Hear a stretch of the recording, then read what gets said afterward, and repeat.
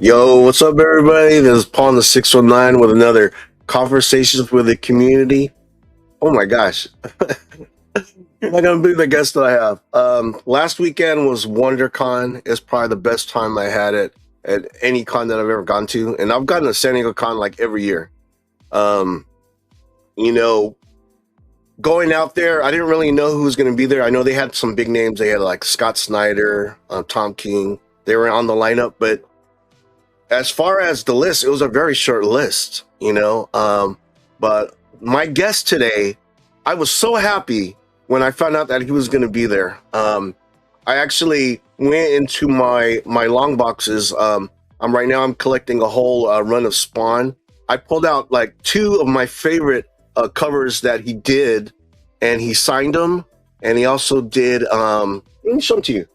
So it was this one. This was Spawn 256, and this is his signature. It's unmistakable, you know.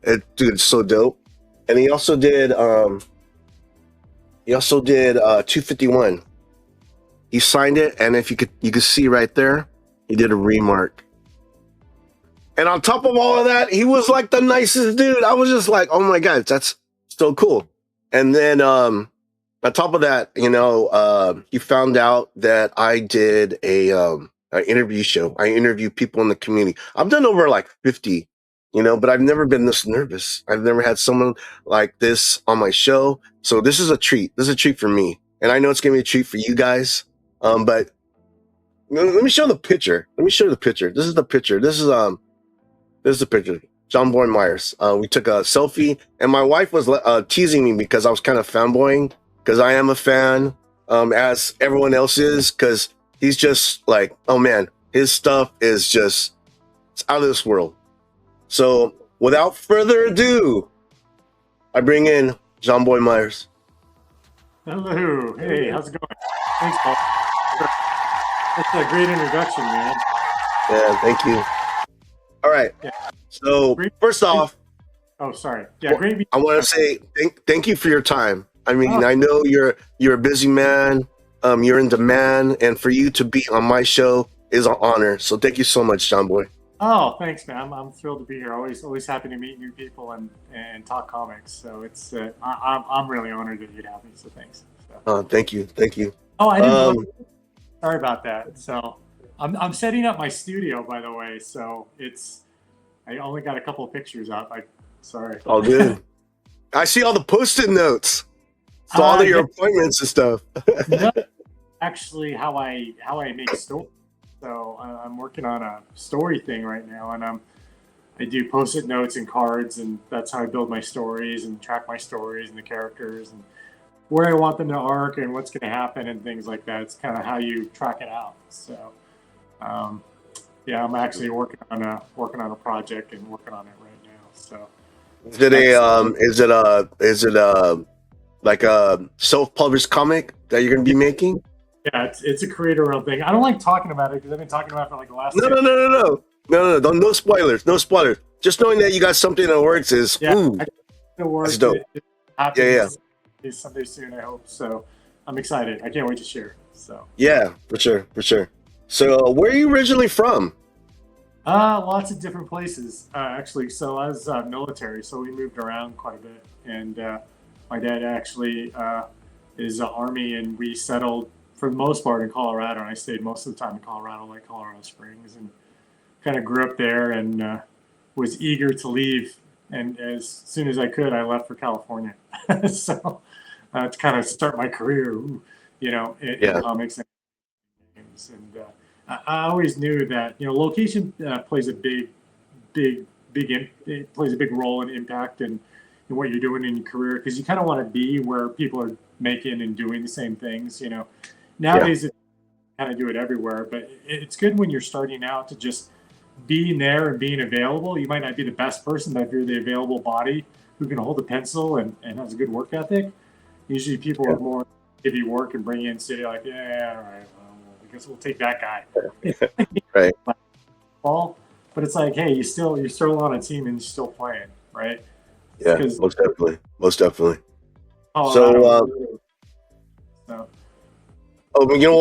I've driven through Colorado. That's like the most beautiful state ever, man. Beautiful, but there's not much in terms of games or animation or comics. There were some independent comic creators that like lived in my town, like Christopher Priest lived there for a minute. A little bit. This is when he was writing for DC, but then he moved to a much bigger city because there's not much opportunity there. I think there is now in Denver. Like Warner Brothers Games is out there, but there's a lot of tech out there now. But back when I was growing up, dinosaurs roam there. There wasn't a lot of stuff. You kind of had to be in LA, because that's where everything is happening. So. Well, I know like creators are different. Some creators like to be secluded, like to be by themselves, so they could be alone with their thoughts. But it sounds like you like to be surrounded by creative people. Kind of yes and kind of no, because like Campbell was Scott Campbell lived in Golden, and he would spend his time in Golden, Colorado, which is outside of Denver, and flying to LA, or San Diego or whatever for I think he's kind of out there in California now because his wife, I think, is California, so he's California. But I know he still has a studio and offices in Denver, but he never really wanted to get there and draw. There's always people, like small group of people, comics who were in the Colorado area. But I'm like, hey, you want to get there and draw? So I was like, oh. So, but I mean, like, I like working in studios, but sometimes those could be, it's kind of a catch-22 trap too, because if you have a good work ethic, you'll get a lot of work done. But if you're stuck on something, there's too much temptation to screw around with your buddies and play video games all day. Yeah. So it happened quite a bit too when I was working in games. But I think my more being focused on work and getting work done. And now that I have a home office, that's kind of what I do. But it's kind of nice going to WonderCon and catching up with people. Yeah. Just because, like, we pick up right when we left off. When you see people, like, hey, like right where you left off, and it's kind of nice to continue those conversations. So I do miss working in studio, though. There's something about that synergy that is kind of romantic. So in terms of creative juices and flow and getting inspired. So there's something about going to a convention. Not just comic conventions, because you do see people you haven't seen in a while. And there's always something that catches your eye. You're like, oh, look at this, look at that, look at this. So I kind of understand what you're saying. Like cons are great. I mean, cons for me are nothing but work, but it's always a great way to connect with fans and talk to people, because you always it's a great place for feedback. really like on your work, like what you're doing right, what you're doing wrong, and what people liked about it. And I'm glad that people are really transparent and honest about like, hey, this is what's working, this is what I like, or what are you working on, are really passionate just to, and you kind of want to meet that passion with excitement too, because for me, I'm a fan too, and when I connected with my heroes, it was sometimes kind of a letdown because some of them were jerks, you know. So it's just like, oh.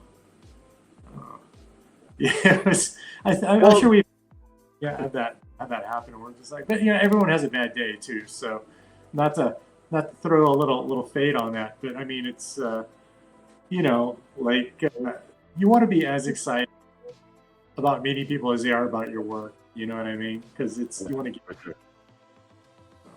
Yeah, because that might be the only time you meet them, and then you know it's always that last impression. You know, you know. Oh yeah, I mean, yeah. You don't want to like be the reason why someone has a bad convention or something. Because like, I mean, we all have bad days, and it happens where we're just, hey, you know what, you slept wrong, your neck's all cricked out, and you know you're sick, bad cheeseburger, and you have to go to the bathroom every 10 minutes, and you know, and you just kind of lose it, or table flip or something like that. You know, those are regrettable moments. But I think the thing about it is there's always an opportunity to try to turn the corner and make it better. And like, you know, like you always got to remember, like I think empathy and understanding where people are coming from is important, and try not to take things too personally. But at the same time, you know, people are there to see you, and you want to make sure that it's like, hey, you know what, like, dude, like, you know, this is a real blessing. You know, at any moment this could stop. So, you know, you should be very appreciative that there's people who love and support your work. So always back your mind. You know what I mean? Because it's the fans that really make you or break you. You know, because you can draw great things, but if no one liked it, no one picked it up, it's like it's not going to go anywhere.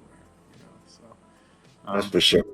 Yeah. Well, you know. Also, it's kind of like when you're at cons, you're working. I mean, you're making your money there, and I know how, you know, us as fans, we go in there and we're having fun. You know, we have to ask for the day off, like you know, to go to a con and stuff like that, and you guys are there, you know, trying to promote your product. So I understand that on your end, what you guys are trying to accomplish. But man, I'm telling you, man, I was so excited to see you, dude. I was so excited to see you. Yeah, me too, man. Like I was always told to meet a fan of my work. It's like, oh, that's great. You know, like, hey, what did you like? Yeah, no. I was like, oh, it looks fun. Yeah, it's like cons are magical, man. I always want to make those things count, and it's such a fun thing. And I always leave con being energized too, because you meet some people, just artists and just people in general, and you come back with this excitement that it's like, okay, like you get a lot of positive reinforcement of what you're doing. It's like, okay, well, let me see if I can take this up a notch and do more. So I think cons are important tool for feedback as far as what you're doing right and what you're doing wrong in the industry. So for sure. So okay, wait. You said, you know, you go there to get feedback, and you said positive and negative. Have you ever met someone that had like a lot of negative stuff? Oh yeah. Oh God. Really? Oh, yeah. They don't know what's up. Give me their number. I can go over there and beat them up.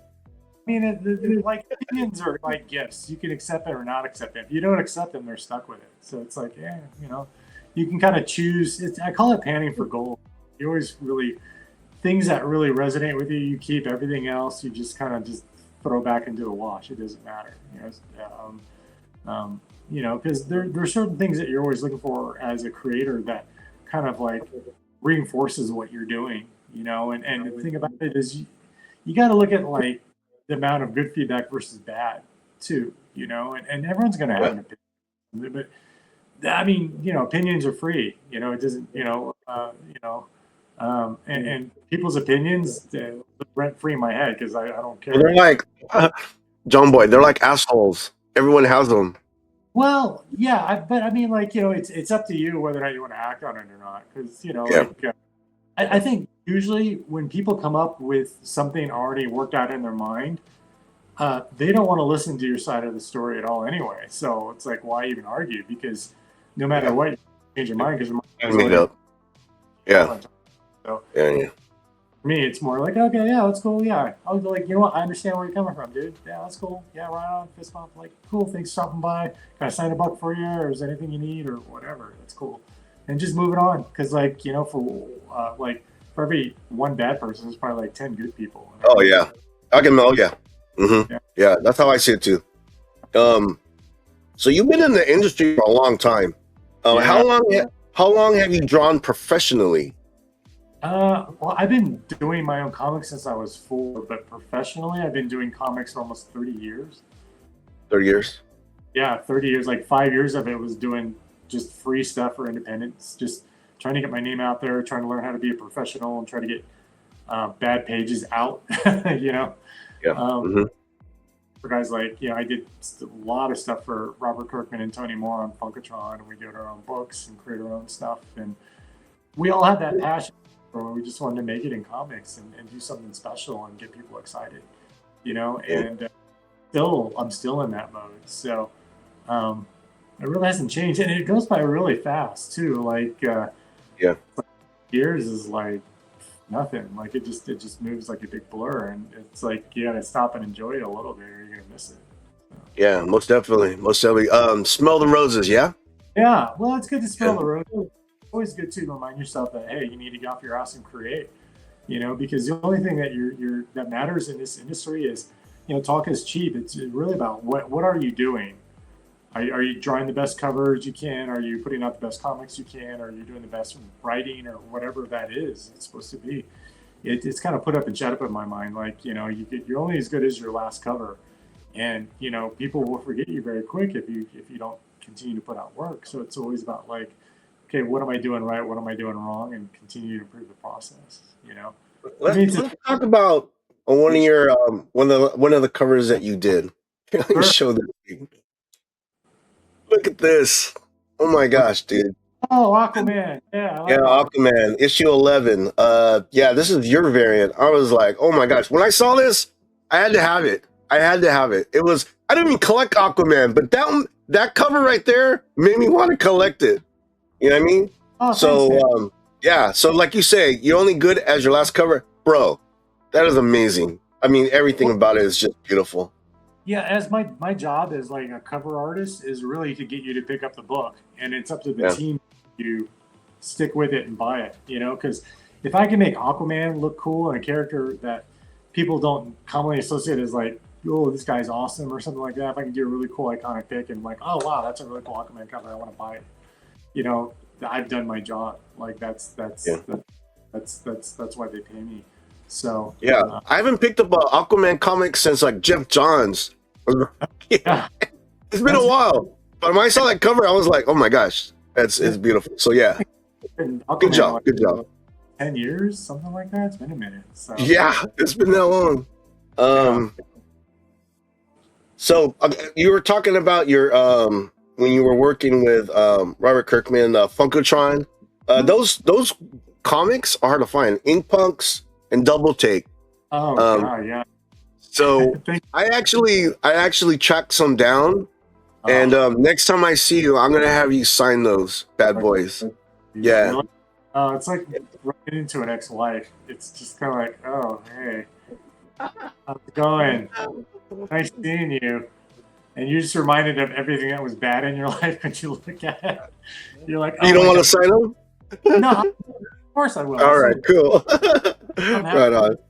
More like when you look at old work, you're just that it's not your best. You're just trying to learn and get better and better and better. But it's always hard to look back at that stuff and not like.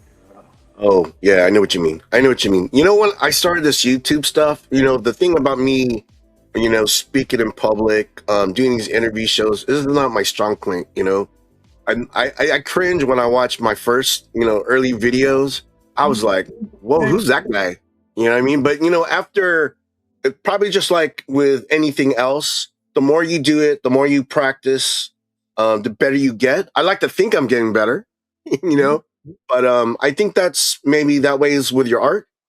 Yeah, and I think it's like I said, everything, we're like Pokemon. We're always evolving, right? And you always want to continue to evolve. I think the more your art or whatever you're doing stays the same and there's no growth, it gets really old really quick, and it gets really stale, and you don't want to sit on that mountaintop too long. As soon as you get there, celebrate like, hey, we did it. Now set some new goals and try to up the game and push what you can do. Yeah. You know, Yeah. you like get better and better, because like where your art, when my art started, I want to continue to evolve and get better and do different things and expand. And same with you as a creator too.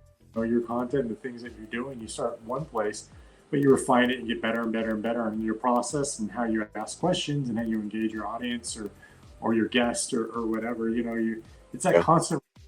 Then people can tell.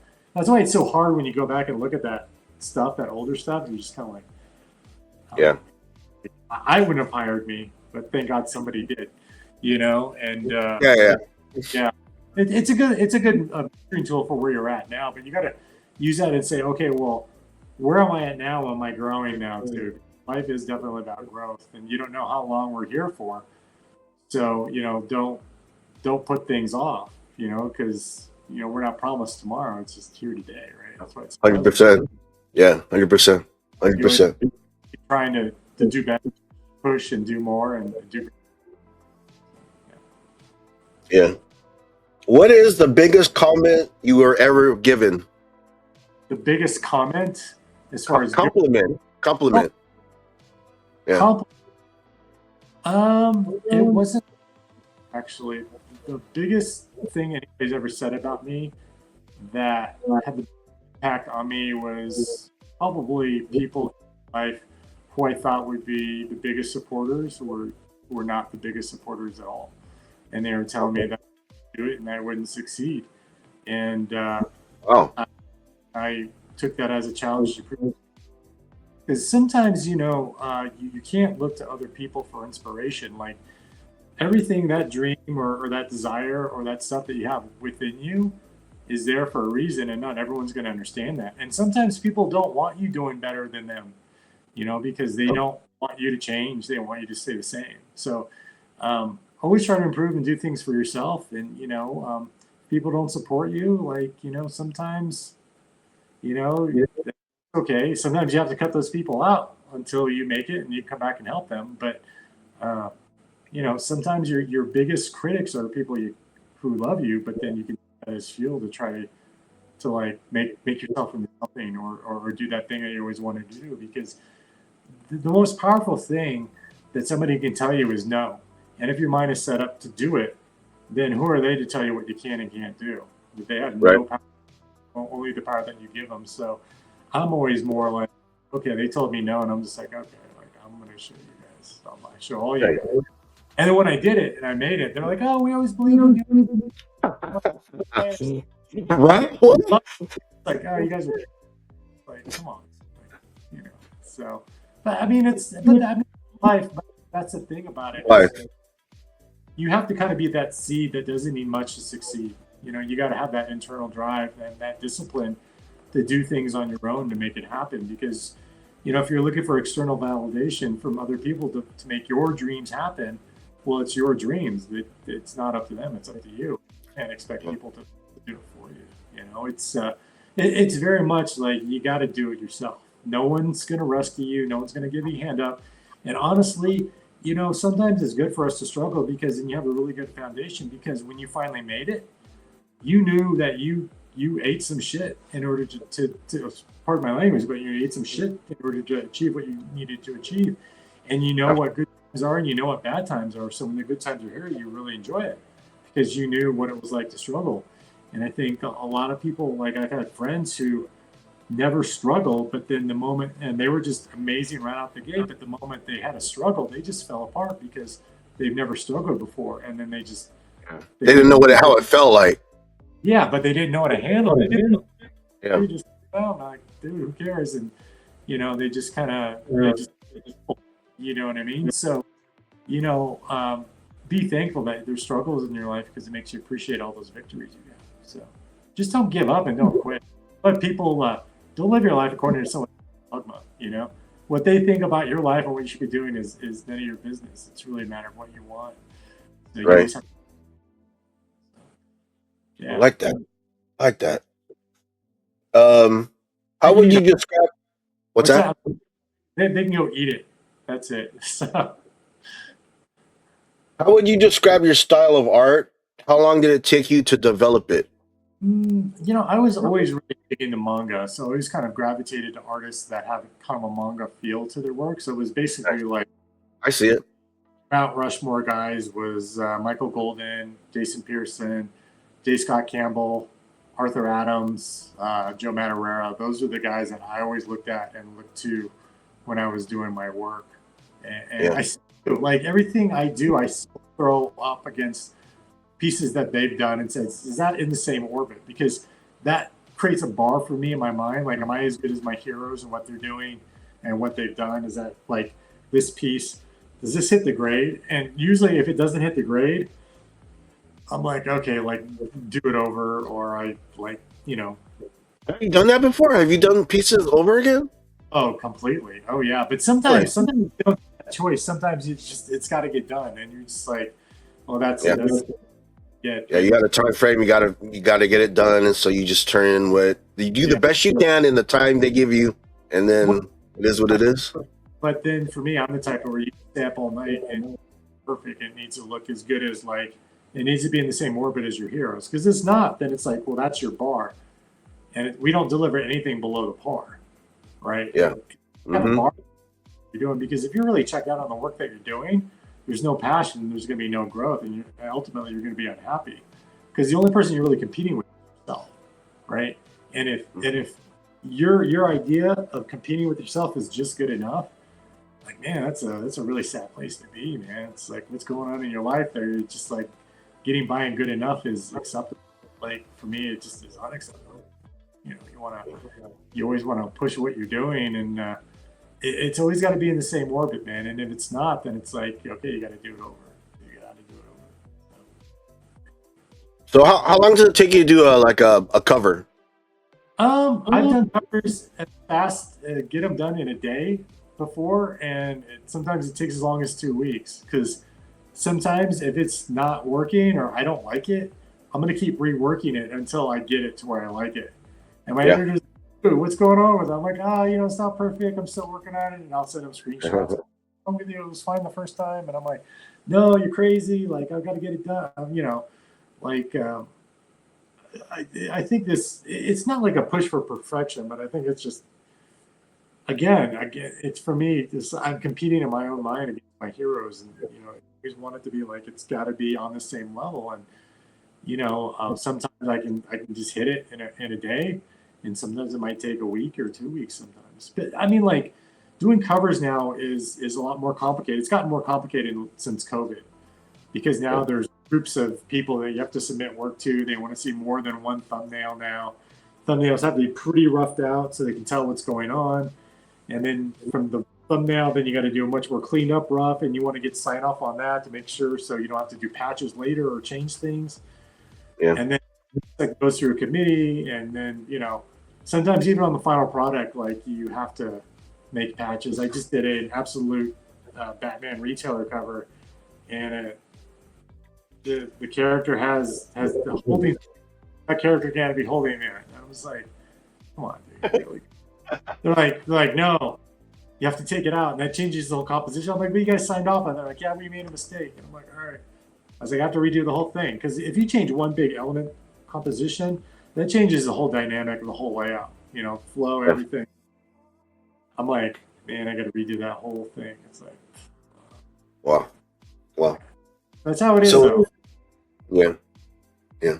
So is there a time in your career that you knew that this was gonna work? Like, yeah, I'm here. I'm here to stay. You know what? The very first day I started making my comics when I was 4, I knew I was going to make it because I was determined to make it, no matter what. Okay. It Yeah. took me a while to break in. Like I was that 16-year-old kid standing in those like 3-4 hour lines to show my work for 5 minutes and get torn apart. I did that for years. Like I didn't really break in. I was like, well, I mean, I started doing stuff when it maybe 26, 27, 25, 26, 27. My first professional work, I really didn't get till I was like 30 something. So you know, I mean, like, and I meet kids these days who are just like 16 and amazing, just because they have access to better tools and better feedback, right? Which is great. But for us, we were just kind of like a community of people like getting together at the library, drawing, like, I want to do comics, living in Colorado, you know, it's just like not being connected to anything, trying to figure it out, you know, and Yeah. yeah, I mean, it's the difference between making things with rocks and knives versus, you know, people using I don't know, forks and knives now, using steel. You know what I mean? It's completely Yeah. different. So, Yeah. but yeah, you know, I mean, it's I always knew I was going to make it because I was determined to. And you have to the thing about it when you're struggling like this, you can't look at where you're at now. The thing is, you got to have a disciplined mindset to tell yourself, like, okay, I'm going to treat this like it's my main job. So I work construction. I would work 12, 14-hour days, but then I would come home and from like, you know, 6 o'clock at night or o'clock at night to like midnight, 1 o'clock in the morning, I would draw. I'm a couple hours down and draw no matter what, and then I would wake up at like 6 or 7 and go to work and do it all over again. You kind of have to that, but you know that when you do that, you're gonna get there, and you have to see yourself down the road because you can't look at what's temporary. The only thing you can tell yourself is if I put the time in, it's like sports, you know, it's like be like Kobe. Like if you have a work ethic like Kobe, you're gonna be successful because he works harder than everybody else. He beats it. You know, it takes me a lot longer to learn things sometimes, but I'm just willing to just throw everything at it until I learn it, until I like get it down, because that's for me, that's worth it in order to learn how to do something or get a skill set or do whatever. You just have to kind of grind it out a little bit sometimes. Yeah. You know? Because if things come too easily, you don't appreciate it anyway, and it's just like, you know, like the idea of free shit is just unappealing because you didn't earn it. You don't appreciate it. So if you'll never. It's like it doesn't mean anything to you. You didn't give up anything. And the thing about it is, if you want something that is really important, that matters in your life, you have to give shit up in your life in order to attain it. Like that's growth and that's appreciation. And I think a lot of people get it these days, but some people don't. You know, and that's cool too. I mean, I'm not here to judge anybody, but I think for me, I knew down the line that like, hey, look, like 10 years from now, if I keep doing this, it's going to take me somewhere. I just got to stick with it.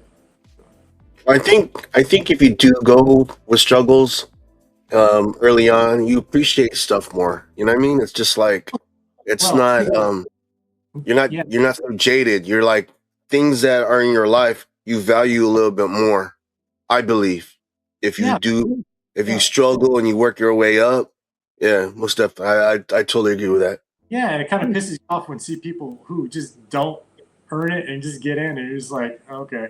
But then you see the lack of maturity and lack of humbleness that they have, and you're just like, Yeah, well, they're going to learn that one way or another, and it's not your that's job. right. I mean, it's just kind of like you're in for Yeah, trouble. Like if things come too fast, always be cautious and try to be humble because you know that it's like, oh, you know, I got here so fast. Like I really need to ground myself a little bit and like, hey, ask myself like not be too cocksure about everything that I'm doing. Be confident, put out stuff, but like know that you don't know everything, and yeah, I mean, there's always room for improvement. Like you can't always walk around in life thinking that your opinion is the right opinion or only opinion. You know what I mean? Because you know more often than not, you don't have the life experience to make accurate decisions all the time. You know, other people who love you, want to help you, probably been through it, and they're just trying to help you, like save you some heartbreak. But you either learn by watching or learn by going through it too. So that's kind of the funny thing about life. If you don't learn by like when people tell you, then you have to experience it, and you're just like, oh, I wish I would So have learned. So, so you said your dad was in the army? yeah, he's MP, military police. Yeah. What do you Hmm. call it? Was he ever stationed in Fort Hood, Texas? No, he was in. We were in Fort Carson, Colorado, for the longest time. But I mean, he was in. We were in California. We were in Kansas. He was in Korea. Then he was in Turkey, Germany. He was all over. I think for us, when he did his overseas tours, he wanted us to have a stable home life, so he kept us there. Well, he did too, which was I understand that, but I mean it was really hard. I'd see my dad like maybe 4 weeks out of the year, then he'd be gone again. So I think the first two real conversations I had with my dad was first when I graduated high school and then when I graduated college. So, Yeah. So you're a military brat. I'm a military brat. oh yeah. So, and the thing is that after high school, I joined the army, and I didn't tell my parents. I signed on the dotted line, and my mom was crying. My mom wouldn't stop crying. But the thing is that was the best thing I ever did, because I did it on my own. I didn't depend on anybody. And dude, when I was living at home, my mom would do my laundry. She would make my bed. I didn't have any of those skills. I learned the hard way. The first time we had to make our bed, I had a drill sergeant that was built like the Hulk. He picked my bed up over his head and threw it across the room. And I was like, oh man. But you learn quick, you know what I mean? And it was the best thing that ever happened to me. I wish that was something that is required, because I know a lot of other countries, they do that. You have to join the military for a couple of years, and I think it cleans people up. You know what I mean? It makes them more appreciative, and that's what it gave me when I was in the military. I think we need to learn what it's like to start over and get built back up again. And you have to find an appreciation for what your parents did for you. I think most people are kind of pansies these days. They don't. They think that everyone has to bow to their way and how they perceive the world, and that's just not how the world works. I think when you struggle, like either you join the military or maybe go on a missions trip or go help somebody for a year, who doesn't have as much as you. Go to Oaxaca, Mexico, and build houses or dig a well for them or something like that, and you see how they live and what they're thankful for, and it really gives you a finer appreciation for life and things like that and what you have, and shows you how hard they're willing to work. So if you have people in that situation who are happy, and I've seen people like that who are extremely happy with very little, but they work really hard. And in the back of my mind, I was like, they work really hard. And like, what's my excuse to complain? Like, I'm in America, I have every opportunity to be successful and to make great art and to do great things. Like, what do I have to cry about? Like, it's like, come on, man. I think, dude, I get to collect all this stuff. This is not lost on me. I mean, this is like just stuff. I mean, I enjoy it. It makes me happy. But some people are worried about their next meal. They're worried about having a roof over their head, paying electricity. So that's not lost on me. I know that. People though, that's for sure. You have people like that, and you're just like so out of touch. You're like, really, dude? Like, okay, that's cool. But I mean, at some point, life will bring you to a point where you have to deal with it. Because if you can't live in this cognitive dissonance type of world where you just select everything that prescribes to your worldview, like life is always going to challenge you and change you, because that's part of life. It's supposed to burn off the impurities that are inside you and make you a better, stronger person, right? Not just a better artist, but just a better person in general. I think the reason why we're here is to try to learn something, right? Put some good in the world and not be so stuck on ourselves, and whatever that process is, you got to remember, like, there's good times and bad times, and when the good times are here, really enjoy the good times, because when the bad times are there, then okay, the bad times are there, but those things never last either. So you just got to remember, it's a learning process, and when these things happen, like good or bad, like what am I here to learn? What can I pull out of that that's going to help me? You know what I mean? Because we're all works in progress, just as from like a individual person kind of view, right? Not talking about job or vocation, but you have people from high school, and when you meet them, they're still the exact same person. And well, I know what you mean. Yeah, but sometimes you don't grow out of that, and you're just kind of like, you're kind of missing out on like everything the world has to offer, because we all have something to give to the world. But if we think that the world owes us something all the time, it's just like at some point it's going to pull the rug out of you. I mean, it's happened to me. You know what I mean? It's just like, hey, but it still happens, and you're just like, wow, all right, well, let's roll. All right, what am I here to learn? Get back up, and I'm still here. You know, you just keep pushing through it. So yeah. Going forward. I like that. Um, what's your favorite character to draw and why? Oh man, that's a tough one. Like I Say love Spawn. Batman. Say Spawn. Say Spawn. I love Spawn. I like Batman. I like Batman. Those are probably my three favorites. Yeah. There you Um, go. it just there's something about kind of creature, kind of monster type characters that are always fun to draw because those characters could be anything. They could be scary, they could be big, they could be ugly, they could be whatever, and you can kind of exaggerate a lot more with those types of characters versus like Superman, where it's just kind of like Superman's this pristine thing, or Yeah. you know what I mean? It's there's It doesn't move. That curl's always there. right like a specific thing, so you can't like make like grumpy, chunky Superman unless you're Frank Miller, right? Or Sam Keith. But even then, you're like kind of reining it. You're like, that's not really Superman. But like you do it with Batman, it's like, well, that's Batman. You could do it, like because it's Batman. That can be everything. So, Yeah. I think those are the top three that are always fun. But monsters are always the best to draw because you can go as wild as you want with them, and people are like, yeah, give me more. So, Do you have any BFFs in the industry? uh, no,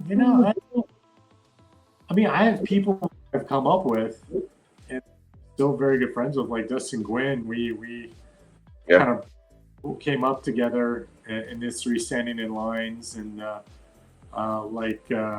he's a like head of publishing. Mark Irwin, when he was an inker, really did a lot to help. And personal growth as a person and an artist, he really helped me out quite a bit.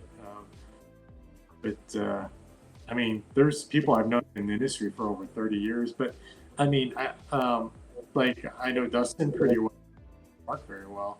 But like a lot of the people you meet, you've known for off and on for 30 years. It's more of like through cons and shows. It's not like we spend time together like talking about our feelings or anything. But no real BFFs, I don't think, in the industry. I mean, there's always guys like you always imagine in your mind like, I wish I was friends with Arthur Adams, and like I met Art, and I know Art very well, but we're not friends. I wouldn't say that, but like Art knows who I am and likes my work, and like he's very appreciative and he's very supportive.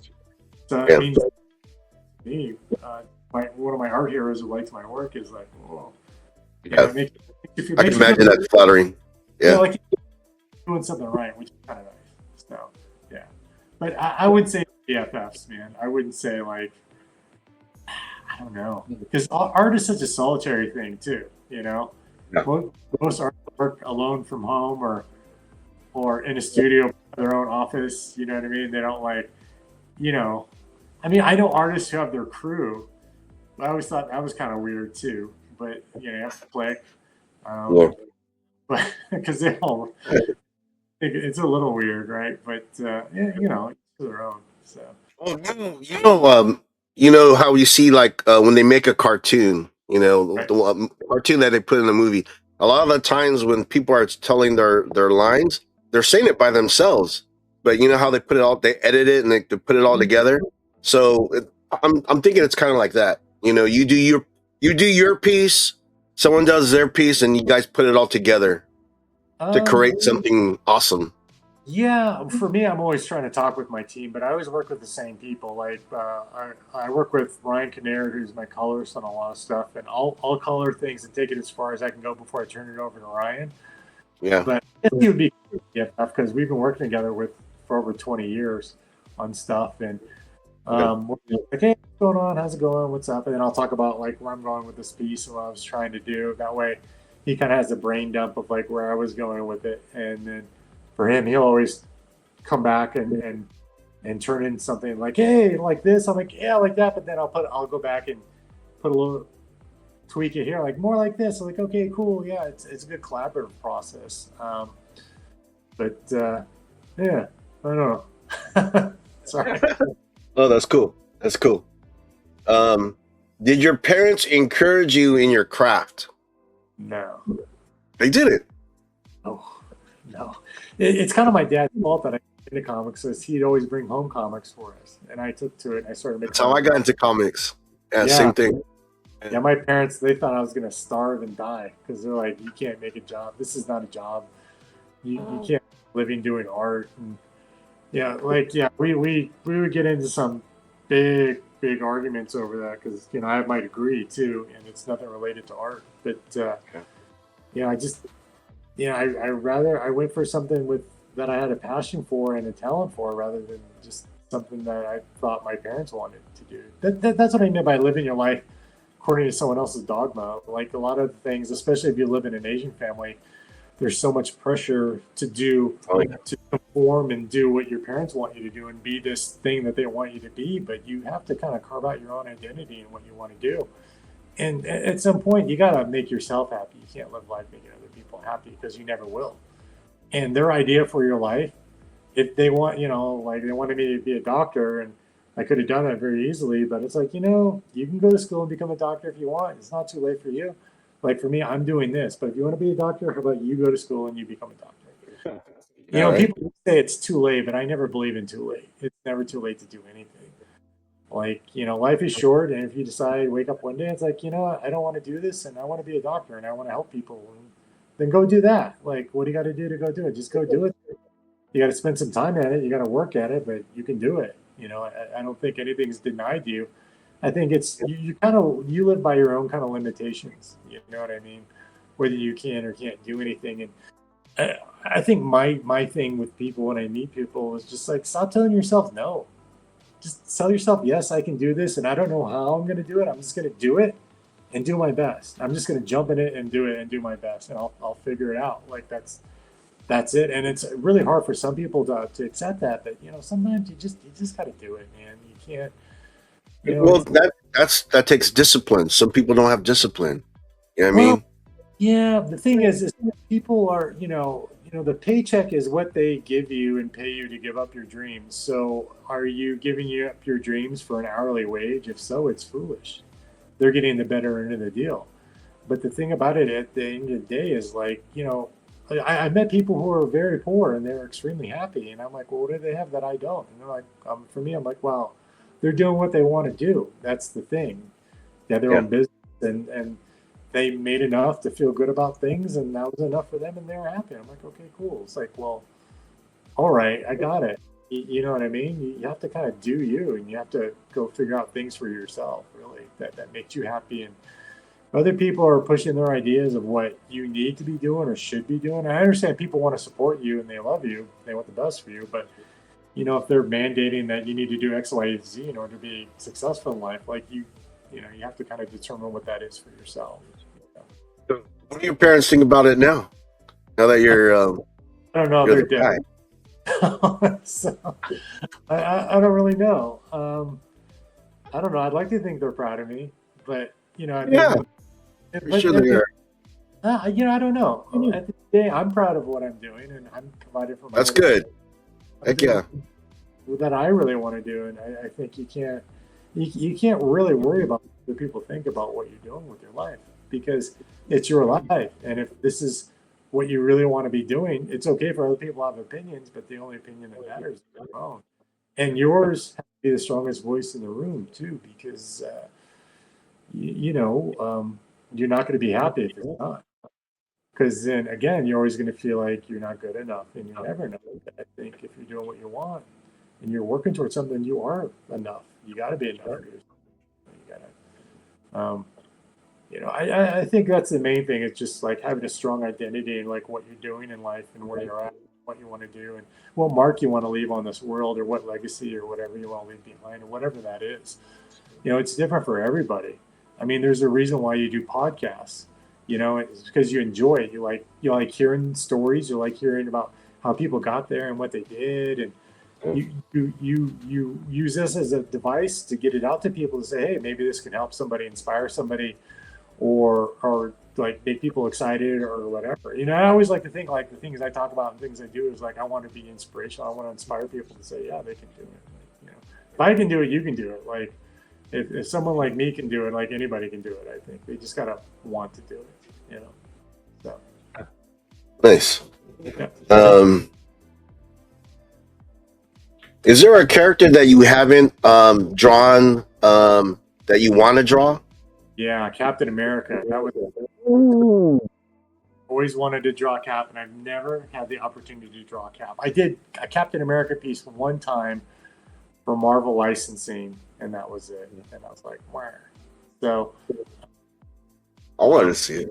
yeah, wanna I see would love to do Captain America someday. Nice. Love that. How many cons do you attend a year? You know, I used to do 13 to 16 a year. I kind of got really burned out on it really quick. So I'm Yeah. actually trying to do like maybe 3 or 4 a year now. So tops. Okay. I think WonderCon was my first con in months. So I'm glad you went to that one. well, How that was was it? that was great. That was my first show. That was the first con that actually accepted me as a pro. So Okay. besides San Diego, but I mean, like, you know, it's like, so that's always been kind of like my home show is WonderCon. It's like, yeah, WonderCon. So, Nice. yeah.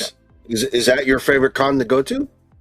San Diego is my favorite. WonderCon There you go. is second runner up just because it's in Anaheim, like Orange. I love Orange County. We love Orange County, and Yeah.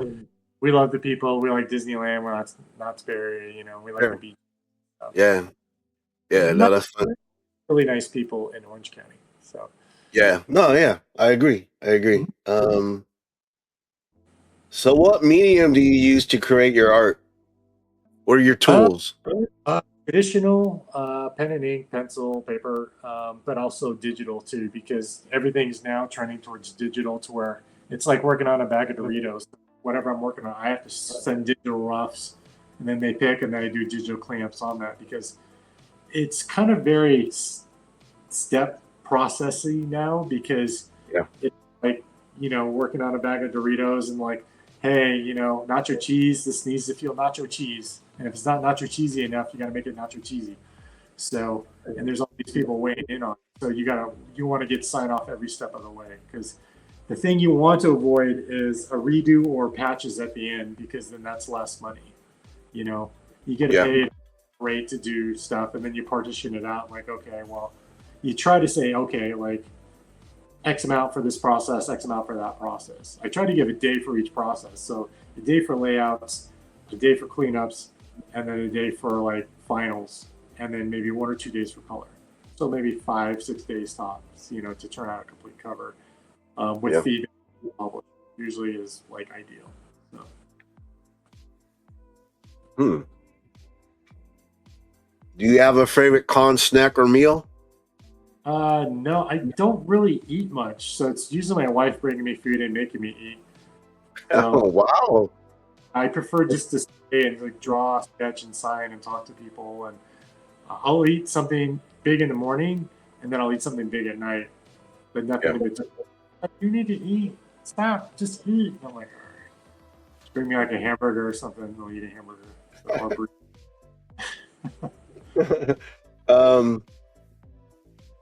Is there a favorite color you like to work with? no, not really. I don't think so. No. I Use just them always, all. yeah, I use them all. I always do Okay. color that pops though. For me, I'm always like, when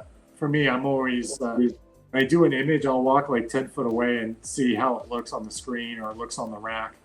And if it doesn't pop or catch my eye, then I'll go in and tweak it. Because the thing about it is, you want to be able to have your covers pop out on the rack. Because as a cover artist, that's my job, is to get you to pick up that cover. And then it's the team's job to get you to buy the book once you see what's inside. You know what I mean? So, Yeah. so I'm always kind of like working on that. Like, okay, how does that look? So, Yeah, no, well, I go to the LCS, my LCS, Now or Never Comics in downtown San Diego. And, I go there every week and the racks are full of comics. And I could hear what you're saying. You want it to pop because there's competition. There's going to be a bunch of other comics there. And you want them to be able to like see that, like, oh, wait a minute, what is that? You know what I mean? So I understand what you're saying. yeah. And every week they come out with a new comic like every week, Yeah, And, You know, you really want to be different and stand out. For me, that was my thing when I was on interiors. I was like, hey, like let's do something different visually with this book. I don't want it to look like every book on the rack. And some publishers I had to argue with because it's just like, no, we want it to look like this. I was like, I don't want it to look like that. So you got the wrong guy. I want it to be unique. I wanted people to look at it and say, oh, this is not like anything I've really seen on the rack. And I want to buy it because it's different. Because, you know, you don't want to be that one book that looks like 20 other books and they pick up the 20 other books. You know, you want them to pick up your book. So, you know, I think doing something that has its own voice and visual look and style is really important to me because you want to give people choice and I think you want to be different. And people usually gravitate to that. They're like, oh yeah, this is different. This feels good. So Yeah. Nice. Creature or habit, or do you like to mix it up? what do you mean? Like, As far as like, you know, when you're doing your art. oh, what is my creature habit? If you're a creature habit, or do you like to mix it up, or like combination of both? Oh no, I'm usually up and working from 9 to like 9 at night. So I mean, I step away too for lunch and things like that. But Yeah. same hours, and then you know I have an online shop too. So you know, if there's orders that need to be processed or done, then you do it, or we'll call our worker guys. We'll come all down. We'll go downstairs. We'll start bundling orders and doing stuff. So. But no, I try to keep the same hours all. Like I think every artist wants every day to be Groundhog Day, in terms of like I get up, I'm creative, I'm productive, I get a lot of cool stuff drawn, and it feels good, and I don't struggle with anything. And let's do that again tomorrow because it's good. Yeah. Some can draw a hand or an eyeball save your life, and you're just like, oh, because that's a bad thing because we don't get. You know, if I have a bad day at work, I don't get paid, man. That's like I got to make that day up somewhere. Yeah. You know? Yeah. You know, it kind of is what it is. So you want every day to kind of like repeat success all the time. You want to like keep it same so I can get to work. Like, hey, you know. So yeah. Well, Yeah, you know, so far this has been an awesome interview. So, Jonboy, thank you. I got like a few more questions left. Yeah. Okay? All right. Fill in the blank. I am a modern day. Comic book artist. Nice. Fill in the blank. Comics today are. Getting better. I like it. All right. As far as goal, I know you're setting goals. What are some goals that you have achieved? You know, I still haven't achieved some of the ones I want. I want to put a creator-owned book. I want to work with Scott Snyder on a project. Ooh, yeah, let's go. And I actually want to go back to DC, and I want to do it the right way. I want to do it right, the way I wanted to do it. Yeah. Not tuck me with doing it. So, I think if we got to do it the way I wanted to do, I think it'd be hugely successful. So, so I think that's and someday I'd like to go back to Spawn and do an issue of Spawn. That would be fun to go back. And I would love that. I would love that. Like Paul Jenkins and I never properly got to finish our run the way we wanted it to. You know, there's a lot of things that we seeded in there. Like we still, I still anyway, still want to bring Wanda back as an Angela character because that's intended. That was originally what was supposed to happen. We killed Wanda, right? You know, Spawn's wife, and we were going to bring her back as the new kind of like Angela character, but she'd be Wanda, right? But she'd be like, you know, like Angela, like but Wanda. And they would fight crime together. And the thing about it was we wanted to have like a Spawn family because Spawn's unborn son would be there too, and he would be Spawn and him. So it was So on King Spawn, when they were fighting for the throne of hell, Spawn was in hell, and he actually fought a samurai Spawn, Mhm. a version of Spawn, and that ended up being his wife, Wanda. So she's still alive. She's just in hell, you She's not in know. So the center. She went to heaven. She stayed in heaven, but she was supposed to come back, right? But yeah, I don't know. Todd's not right. I don't know what's going on. I haven't talked to him in a while, so maybe I'll drop him a yeah, call. Like, hey, what's going on? But like that was what we intended to do. So it'd be nice to like. I always have this vision of like I was doing like a little mini series called like Spawn 3000 or something, where we finish our run, and just kind of like wherever that ends up and thing it ends up. It'd be kind of fun to actually wrap those little loose ends up because like that'd be high. we were That'd be teasing so like high. we were teasing the Violator the whole time. Satan or Lucifer was in there too the whole time. So, but yeah, I just things happen. Comics are funny. So Yeah, yeah, yeah, yeah. I can imagine. Um, any concerns about the longevity of the hobby of comics? yeah, I think comics will be around. We're always telling stories no matter what. You know, Yeah. and comics is a very inexpensive way to tell a lot of long format stories and entertain. So I don't think comics are going anywhere. I hope Yeah. top down comics kind of disappear. I hope it goes back to more creative teams. To be honest with you, Yeah. I think it's working very well for DC right now, and a lot Oh of yeah. others. I think, Yeah, they're killing it. yeah, hopefully Marvel at this point like clues to that. Some of the things they're doing just sucks, and it's just I hate to say it, but it's just like they're talented people working on it, but it's just like it's very top down. Just let the teams come up with something. People who like Spider-Man and want to do something different with it. Just trust them and empower them to do some cool stuff, man. You Well, know, personally, this is what I'm thinking. I started out all Marvel, but as the years have gone on, I read very little Marvel. The thing is with DC, they're giving what the fans want. You know what I mean? Why can't you do that? Just give like their comic book readers, give them what they want, and they'll eat it up. You know what I mean? They want that. They're hungry for it. And yeah, I agree with you when it comes to Marvel. Um, the I mean, X-Men. they have a couple shiny moments. They have like some books that I still do read, but not very many. Not very many. Yeah, I mean, Um, like books just are horrible, and I'm not taking a dig at all the people and the hard work that goes into those teams writing it. It just yeah, the direct, just oh man, like, yeah, it's and rough, rough, rough. Um, when it's all said and done, how yes. do you want to be remembered? Uh,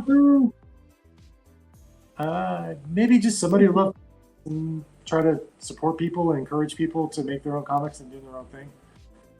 I think probably that's it. That's all. Just like a dude like comics and you put out cool comics. I think good enough for me. Um, Yes. okay. Yeah, just hey, he's a cool dude, supportive person.